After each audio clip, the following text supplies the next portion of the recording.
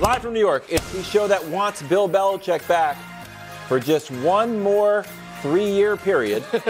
It's First Things First. Today, here's Josh's recent history against the Dolphins. Defense 3-1, 385 total yards, 14 touchdowns, only 2 picks. But, Nick, what would missing the playoffs say about Josh Allen? Again, I love the Elway comp, the Favre comp. They are very similar, aside from the 5 Super Bowls for Elway and the MVPs. They line up quite nicely.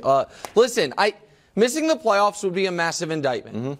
Let's just be totally fair here. Would making the Super Bowl mean something for Josh Allen? Yes. Would it say something about Josh Allen? Yes, right? What's the opposite of making the Super Bowl? Missing the playoffs? Should that say something about Josh Allen? Should that say something about how this player is discussed, how this player is tiered, how this player is ranked? Of course it should. And listen, there are great quarterbacks who missed the playoffs periodically throughout their career. Peyton Manning famously, we all remember the clip, playoffs early in his career. And so it's not Aaron Rodgers. The last year Mike McCarthy was his head coach, was healthy, and they missed the playoffs. So I am not acting like that it is. Brady never did when he was healthy. No. Mahomes never has. Well, Brady's second year after the Super Bowl. Oh, that's correct. I mean, once we consider Brady a great player. But yeah, you're right. Throw that in there. That's fair. And so I also think it would. There is this, and Brew and I argue about this a bit, but I think we mostly agree. There is this idea that Josh Allen is a great postseason performer because the totality of his numbers say it. Sure. But when you look at the games, what you see is 2 just out of this world, some of the best statistical playoff games ever. And right, exactly. The 2021 postseason where he lost one of those games but played as well as he possibly could have. 3 games where he played fine and 3 games where he played poorly, but the numbers look great. If he loses this game and they're in a win and you're in scenario, this is as close to a playoff game as there are. And so that, to me, would be then 3 consecutive bad playoff games. He was bad in the win against Miami last year. We could say their last 4 games have been playoff games. Now, he hadn't played great, but they've won. Sure, but this would be, if the Steelers and Jags win, this is a win and you're in a de facto playoff game. The Miami win in the wild card round last year, he had 3 turnovers, played poorly. The Bengals game played outright bad. And if he plays poorly in this, of course it should say something about it. Yeah. It's not a death knell on his career, or it's not an overwhelming indictment. But of course you have to knock him down, Brew, just like we will elevate him if this team makes the Super Bowl. First of all, as you guys know, I've compared him to Brett Favre. I like the Elway comparison, too. I really do. And it's appropriate because guess who, in their 6th season, failed to make the playoffs? John Elway. Had he already made He had been to 2 Super Bowls, but they were, my gosh, they were bad experiences for him. Well, he had been to 2 Super Bowls, thrown 2 touchdowns, 4 interceptions, and the one before that, he threw 3 interceptions, completed less than 40% of his passes. Sure. So Elway, my point is this, and you brought it up with Brady and Rodgers and Peyton Manning. There seems to be this feeling of once you get in the playoffs and once you're like a guy, you should make the playoffs every year. And what I'm saying is we've seen some of the greats. That's not the case. In fact, with Elway, after they missed the playoffs his 6th year, they went to the Super Bowl the next year and then missed the playoffs again. Yeah. So look, if he misses the playoffs, it's obviously a negative. But I won't make any overarching statements about him. It won't make me think he's not a great player. It won't make me think he's not a top quarterback. It will make me feel like he had a down year. Passing-wise, he's down in everything except completion percentage. Yeah. But rushing, obviously, he's setting an NFL record for rush TDs for a quarterback. But I think it's overall a down year. And, Nick, my biggest takeaway from this will be he needs a new coach. And he needs an offensive-minded coach. Okay. Well, and they should start. Now, I'm not really shopping Stephon Diggs because I think with a new coach, maybe he unlocks Diggs again. And this relationship on the field is great under a new coach. But I'm open to listening to trades for Stephon Diggs if it's a player who's of comparable talent but I don't have to deal with the headache. So if I don't get a receiver who's great or as great as Diggs, I'm not trading him. But if I do, I'm listening. Go ahead, Boss. All right, so I'm going to kind of twist the question. And this is the graphic that Josh made. Bills this season before and after. I mean, he did get a new coach. He got a new offensive coordinator. So we obviously see the record, right? 5-1. The most interesting part of this graphic is rush play percentage. They're taking the ball out of his hands. They now rush the ball at a higher percentage than any team in the NFL, which means, on the flip side of the coin, they throw the ball less. Now, they don't throw the ball totally less because, Bryce Young out there getting 4 and outs or 3 and outs. So there's still he can still have. But as a percentage of your offense. Remember, he threw 15 passes against Dallas. They are calling runs. Yes. So I wonder if he misses the playoffs, did they actually, and they go 5-2 in the span, did they actually have the wrong plan in the beginning of the season? That this is the way Josh Allen needs to play? Hold on, but no, it's not. The biggest strength of the Bills is Josh Allen. I think America's most prominent Josh Allen truth teller, who gets painted as a critic, will say he is the best player on the team. Okay. That what they have done in this stretch, and I think the most notable part of, I think you almost have to go game by game in the winning streak. Sure. Against the Chiefs, they were throwing the ball and they held on for dear life. I didn't think he played well. Yeah, against the Cowboys, I don't know that the plan was we're just going to run. It was working. Why go away from it? Yep. And then you were playing two teams that were at such a talent disadvantage, and because you can't really trust Josh against bad teams to not turn the ball over, and he did turn it over in those games, they just leaned on the run more. I think that if you are going into a season with Josh Allen as your quarterback and your plan is we're going to be a ground and pound team, then you don't have the right offensive brain trust or the right head coach.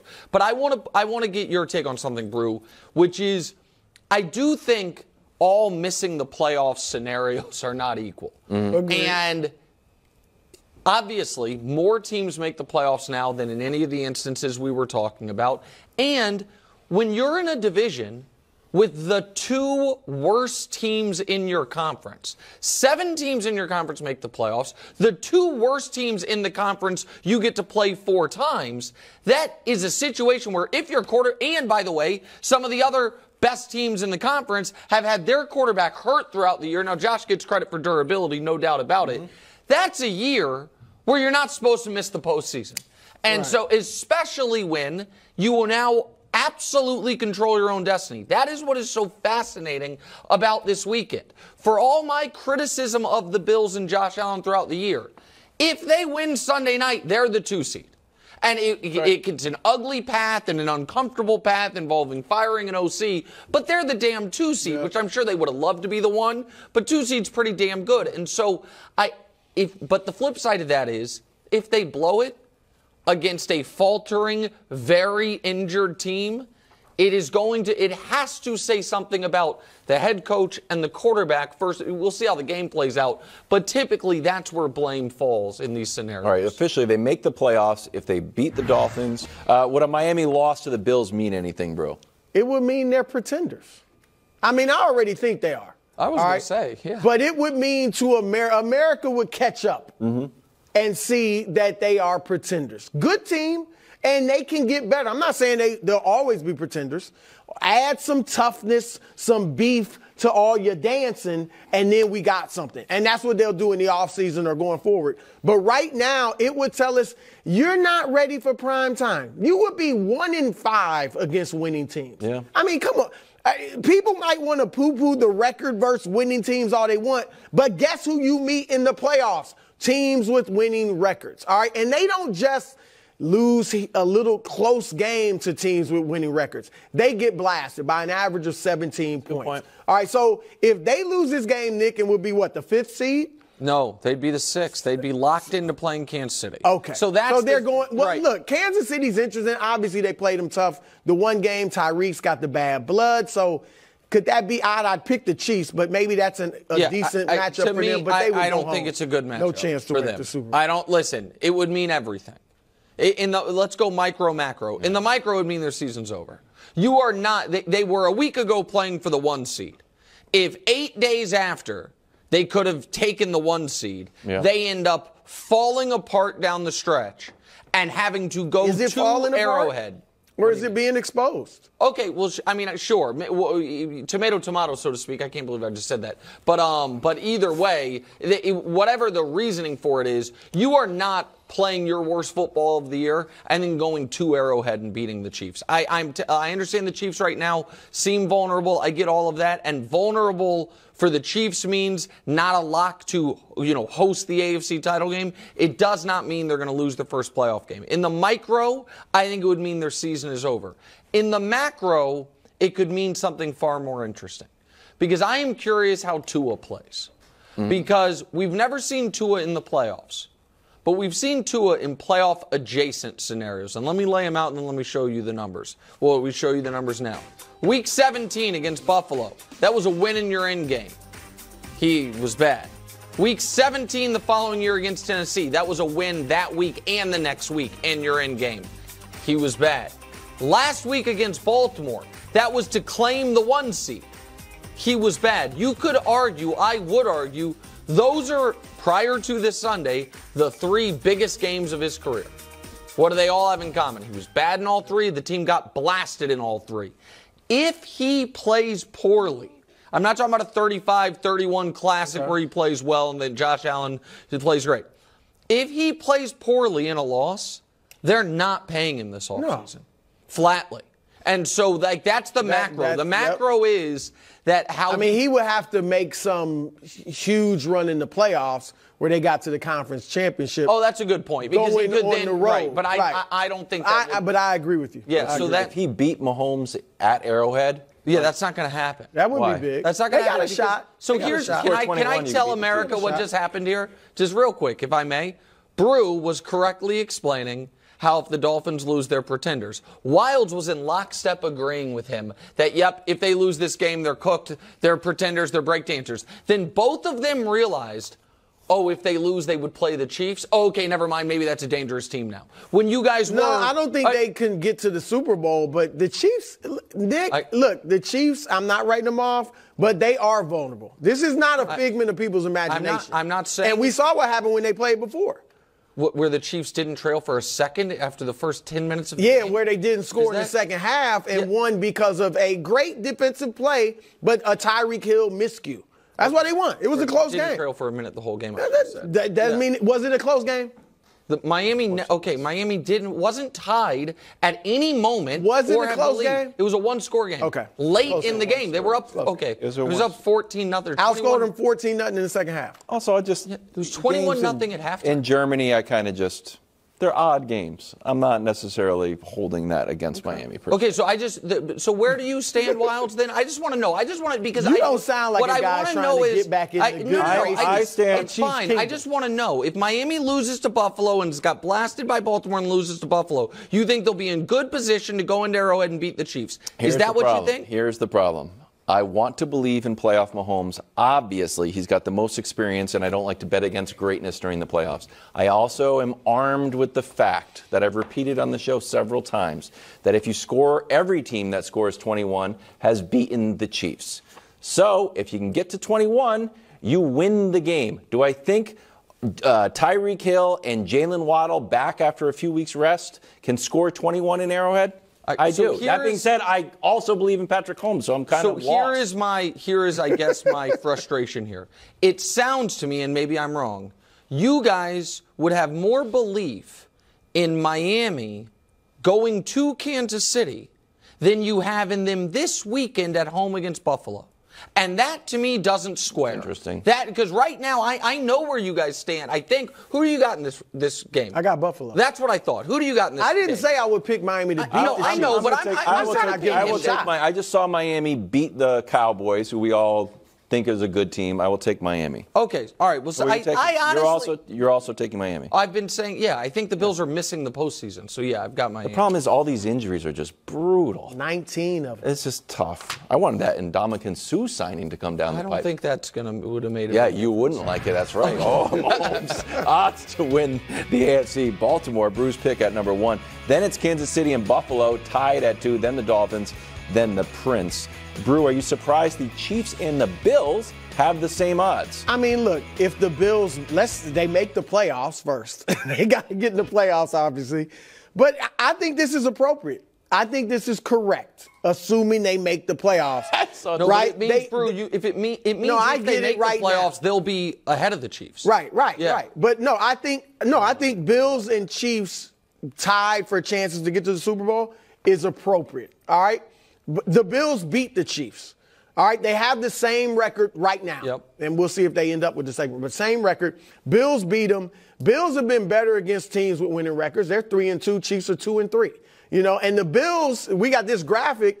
We talked about it earlier in the week. They play to the level of their opponent. So check this out. They're the highest scoring team in the league, slightly over the Niners if you kept going out with the decimals.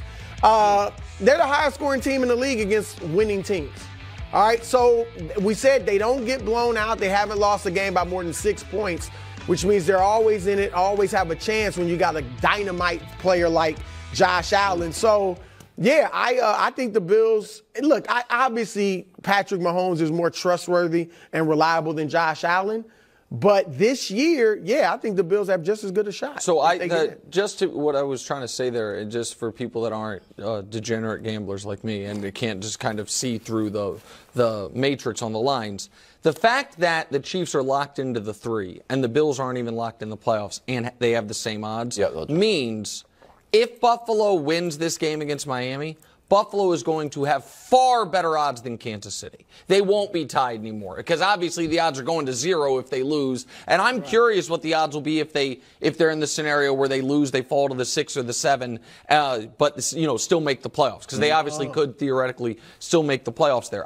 Listen, I'm not surprised at all by Vegas odds with the Bills. There's almost 2 branches of people that, when it comes to the Bills, there's like people that vote on postseason awards and Pro Bowls and me and how we evaluate the Bills. And then there's gamblers and people on television who talk about them. And they feel very differently about these teams. A lot of those people vote, too. Well, then, I don't know what the hell happens to Josh Allen, because the folks who this up to and including this morning we're talking about how Josh Allen can make the MVP race interesting must not have a Pro Bowl vote. Maybe they'll have an MVP vote. I'm not sure. But here's the deal. MVP, Pro Bowl. Right. The true story. Here is what I can guarantee you. If the Bills lose to Miami and miss the playoffs, the Bills will still open next season with the 4th best Super Bowl odds. They will, if they miss the playoffs, the only teams going into next year with better Super Bowl odds than Buffalo will be San Francisco, Kansas City, Baltimore, and that's it. Maybe Philly. No. Maybe Philly. I'm not even trying to. Not with that deep. I'm just telling. But you can build it up. I'm telling you. I'm not saying those would be the right answers. I'm just telling you. I would bet any amount of money that even if the Bills miss the playoffs, they will be at worst top 5 Super Bowl odds for next year. Vegas loves them. People love what they can be because, in their defense, the Bills' A+ game looks amazing. Yep. And the Bills at their best, if you take every team at their best this year, only San Francisco and Baltimore's best games have looked better than Buffalo's best games.